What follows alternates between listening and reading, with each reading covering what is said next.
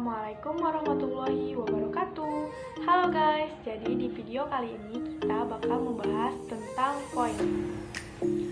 Pengertian poin, apa yang dimaksud dengan active point dan passive point, dan bagaimana sih ciri-ciri dari keduanya? Sebelum lanjut ke videonya, saya mau memperkenalkan diri dulu. Nama saya Meika Puji Lestari dengan NIM 201130204. Baik, langsung aja ke pembahasannya. Simak baik-baik ya. Warahmatullahi wabarakatuh. Nama saya Didi Baktiar Rahman, NIM 201130187.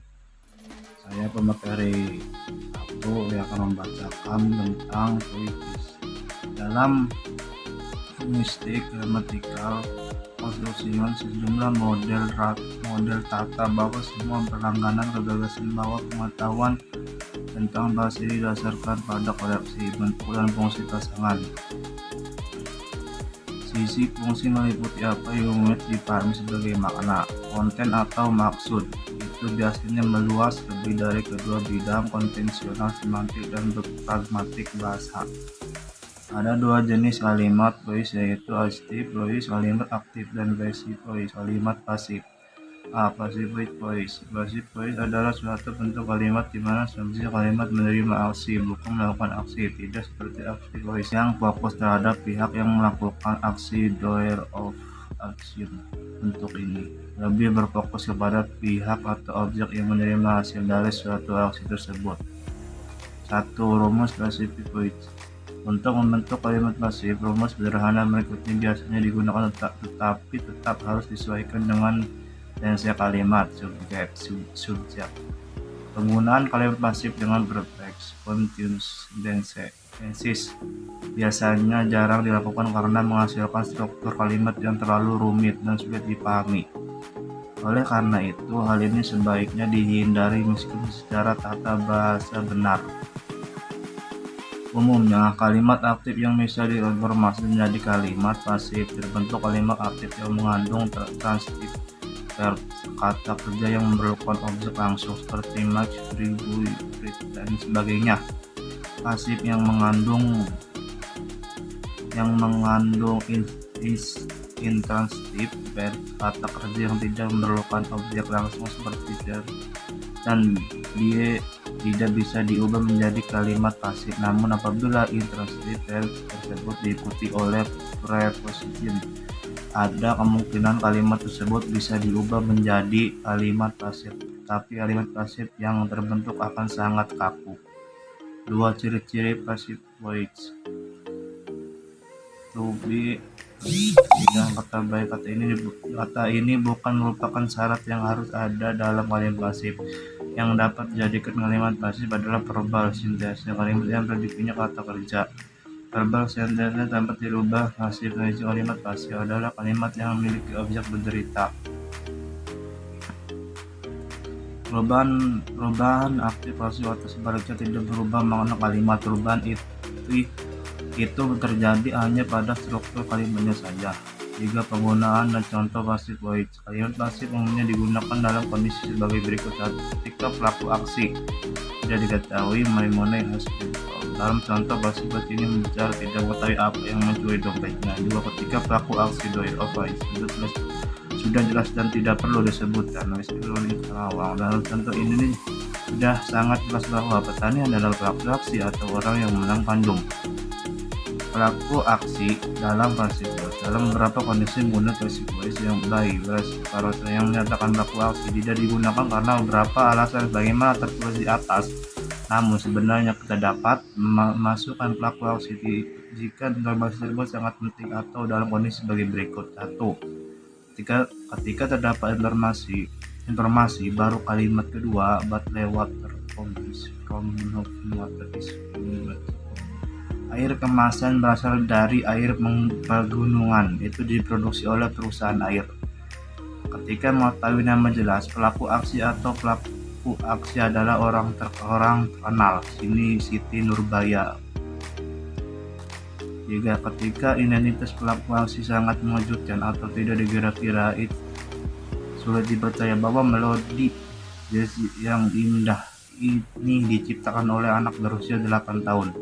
Pasif voice dengan git. Kata git dapat juga digunakan pada kalimat pasif untuk menggunakan to be is out. Biasanya kalimat pasif dengan kata git digunakan pada percakapan informal. Sama seperti ketika menggunakan to be is out. Untuk git yang digunakan juga disesuaikan dengan tensi kalimat subjek. Sekian, terima kasih. Assalamualaikum warahmatullahi wabarakatuh. Nama saya Ridya Alpaini. NIM saya 2011 30 169. Active voice atau kalimat aktif. Kalimat aktif adalah kalimat yang subjeknya berbuat sesuatu atau melakukan suatu pekerjaan. Dalam bahasa Indonesia, ciri-ciri kalimat aktif adalah kata kerjanya selalu berawalan seperti mi, dan beberapa lagi memiliki awalan atau ber pada kalimat aktif atau active voice.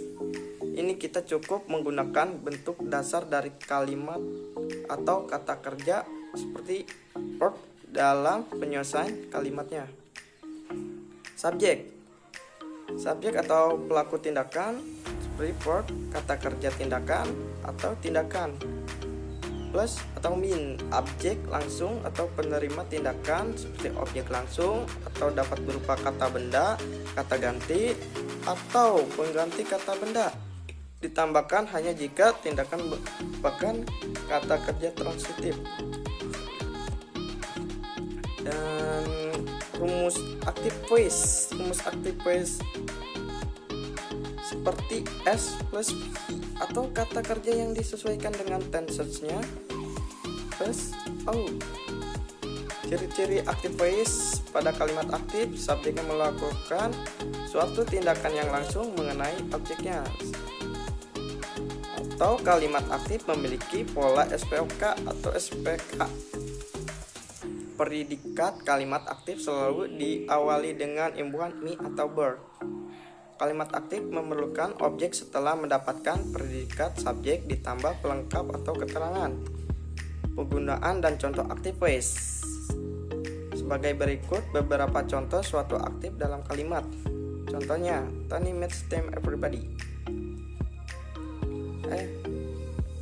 Tony meets them every day. Atau yang artinya Tony memenuhi mereka sehari-hari. Dan contoh kedua, Andin water this plant everybody today, yang artinya Andin menyiram tanaman ini setiap 2 hari. Dan contoh yang terakhir, she has watered this plant for 9 minutes. Dia telah disiram tanaman ini selama 9 menit. Segitu saja penjelasan dari saya. Mohon maaf kurang dan lebihnya saya sampaikan. Wassalamualaikum warahmatullahi wabarakatuh. Nah, tadi kan sudah dijelaskan dengan teman-teman saya. Mungkin demikian penjelasan kita mengenai passive voice dalam bahasa Inggris. Nah, kalian passive voice dalam bahasa Inggris adalah ketika subjek kalimat memiliki tindakan yang dilakukan oleh seorang atau sesuatu yang lain. Nah, objek dari kata kerja aktif adalah subjek dari kata kerja pasif. Oleh karena itu, kata kerja yang tidak dapat diikuti oleh subjek tidak dapat digunakan dalam bentuk pasif. Dan kalimat pasif dianggap lebih formal daripada kalimat aktif. Oleh karena itu, kalimat pasif umumnya digunakan dalam penulisan seperti penulisan ilmiah, laporan teknis, dan artikel koran, dan jarang digunakan pada percakapan sehari-hari. Mungkin itu saja yang bisa kelompok kami sampaikan. Kurang dan lebihnya mohon maaf. Wabillahi taufiq wal hidayah. Wassalamualaikum warahmatullahi wabarakatuh.